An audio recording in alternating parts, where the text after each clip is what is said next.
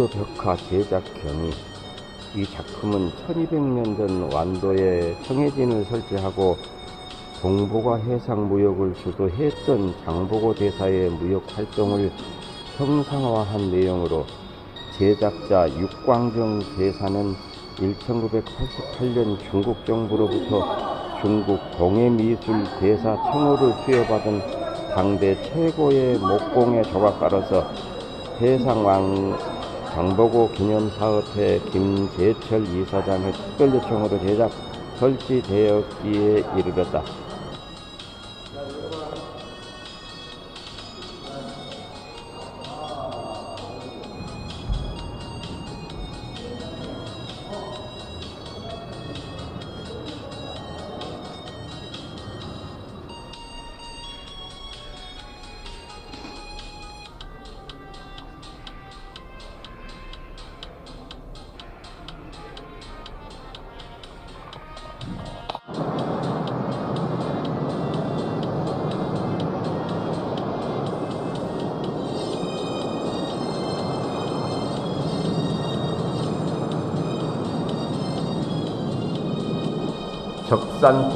적산법화원은 820년대 초반 장보고가 제당 신라인들을 위해 세운 사찰이다.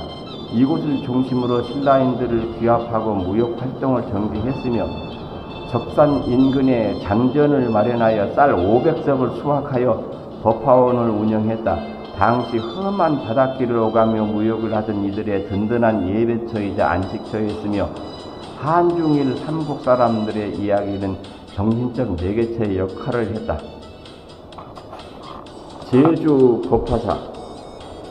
제주법화사는 9세기 초 장보고가 창건한 것으로 추정된다. 제주도는 국제 교용 루트에서 징검다리와 같은 곳이었고, 이러한 중요 기착지인 제주도 남쪽에 법화사를 창건했다.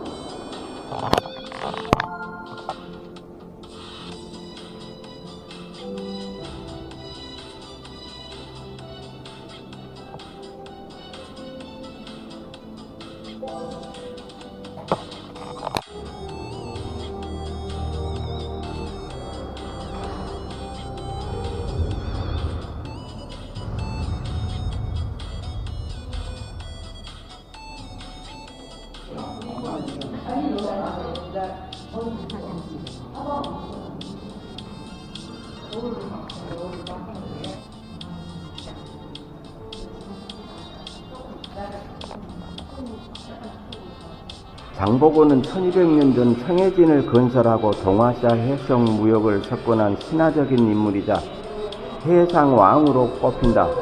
해적을 소탕하고 노예로 팔려나가는 신라인들을 구했을 뿐 아니라 제당 제1본국 신라인들에게 공동체 의식을 심어주고 동아시아 종교무역을 위한 네트워크로 묶어내서, 장보고 무역 선단의 영향력은 남중해와 아라비아까지 미쳤고, 그 선단을 통해 문화가 전파되고 기술이 이전되었다. 장보고는 시대를 읽고 시대에 도전한 그 시대의 거인이었다.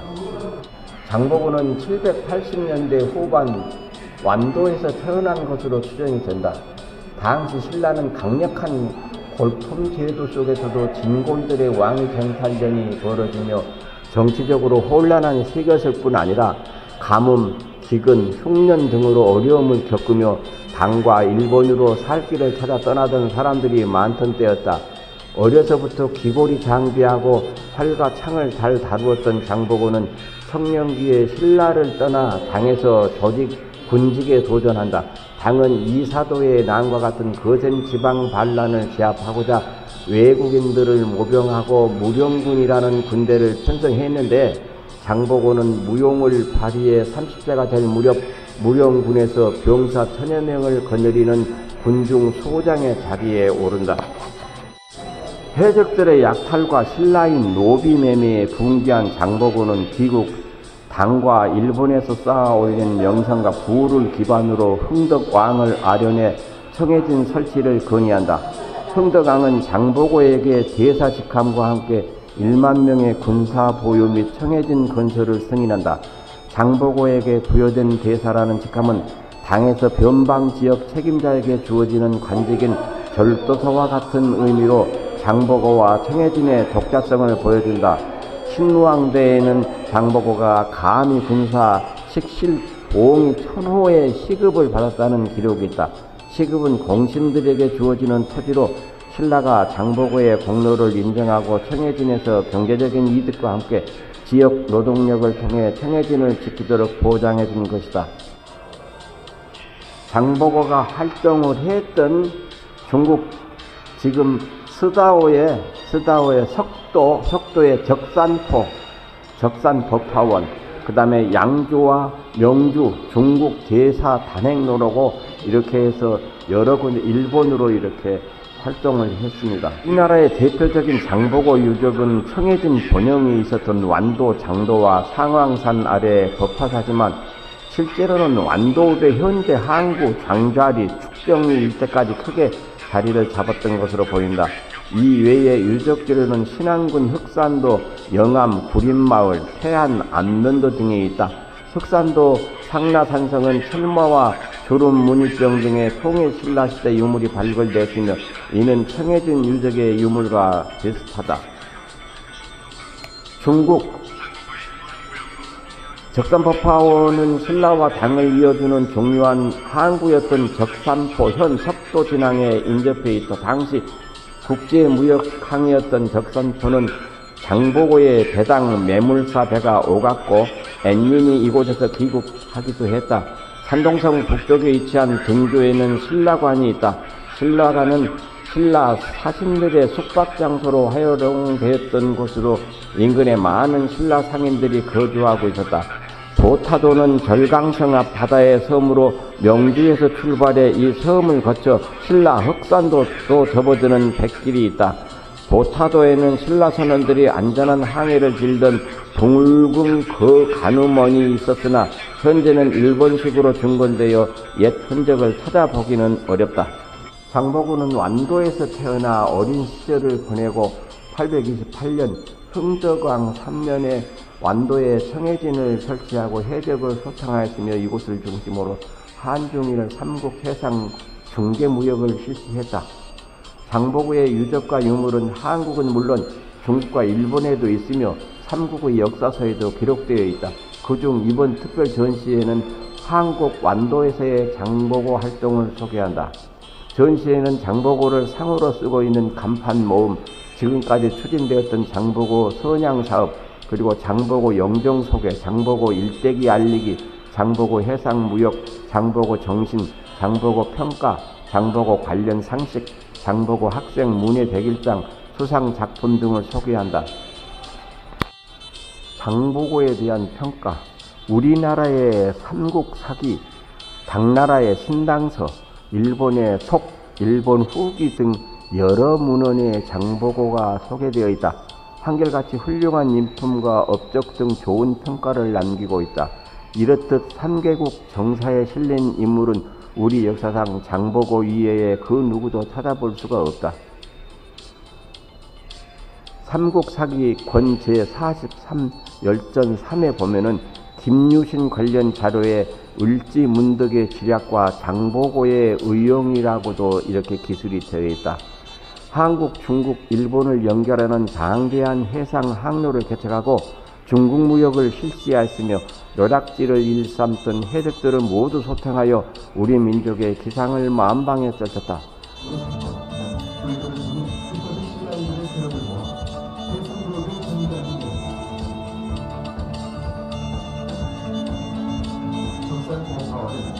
신라인들의 한국의 안전을 지원하는 것이자 근거제였다. 이것은 청해진 서울시 외교 활동과 무역 활동을 위한 현안 기술로 활용되었다. 장보고는 신라 사람들이 해적에도 부착도와 노래로 당연히 상처를 목격합니다. 본국으로 돌아와 신라 상도관이 아니었습니다. 군사 일가를 거느렸으니 청해진을 설치도록 허가를 받았다. 828년 흥도관 3년 청해진에서는 있는데요. 행적들을 수탁합니다. 청해진을 근거지로 천안야를 해상권을 진압하고 중국에는 건강명사, 일본에는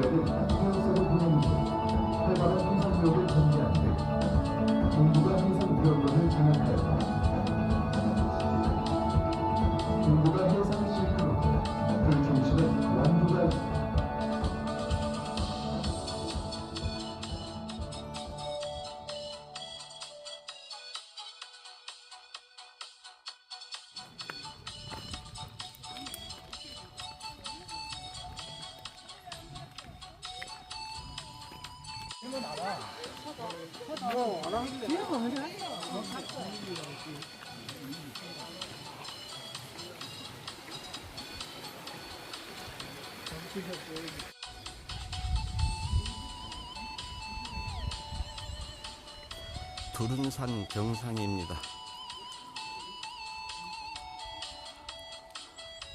대흥사 쪽에서 바라보고 있는 광경입니다. 두른산 정상.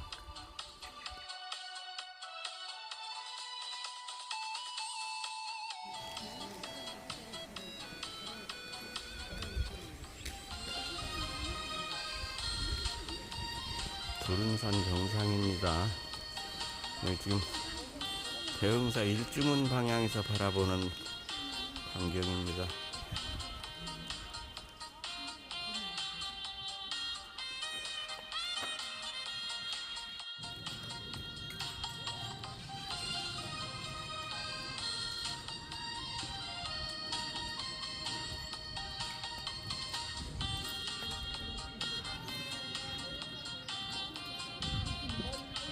부도는 스님의 사리를 봉하는 것으로 팔각 원당형 혹은 종형 등이 있으며 절 경내에 있는 불탑에 부처님의 사리나 불상, 경전 등을 보관하는 것과는 다르다.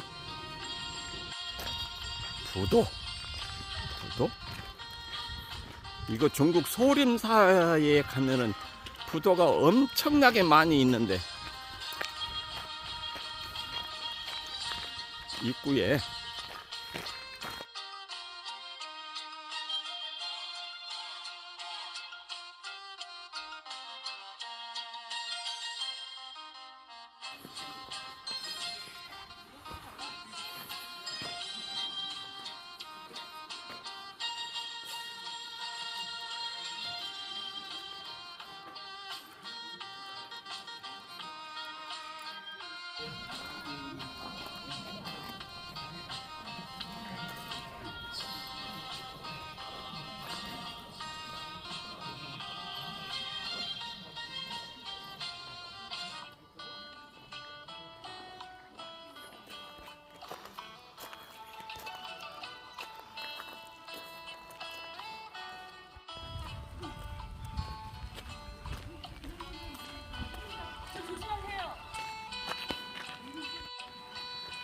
야, 이 뱀이 왜 기도하는 데로 와가지고 그래?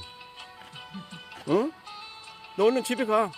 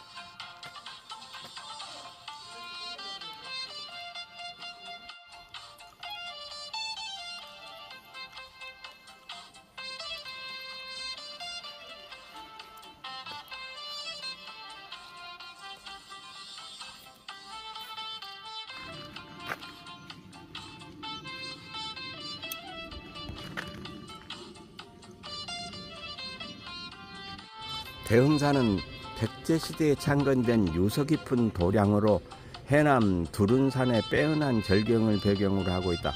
옛날에는 두룬산을 대둔산 혹은 한듬산으로 불렀기 때문에 대둔사 또는 한듬절이라고도 했으나 근대에 대흥사로 명칭을 바꾸었다. 대흥사 창건과 관련하여 426년에 정관존자 혹은 514년에 아도화상 혹은 신라말 도선국사가 창건했다는 세가설이 있다. 고려시대에 있는 진정국사 천책 스님이 머물렀다는 기록이 있다. 조선시대에는 임진왜란 이후 서산대사 휴정 스님의 의발이 전해지고 서산대사의 백맥을 이은 13대 종사와 13대 강사가 배출됐으며 선과 교를 겸비한 팔도의 종원으로 자부하였다. 또한 1789년에 정조대왕으로부터 표총사 편액을 하사받아 서산대사의 총의를 기리게 되었다. 사찰 경내에는 북원, 남원, 벼론으로 구성되어 있으며 북원에는 대웅보정과 응진당과 삼천석탑 등이, 남원에는 천분의 부처님을 모신 천불전이 있다.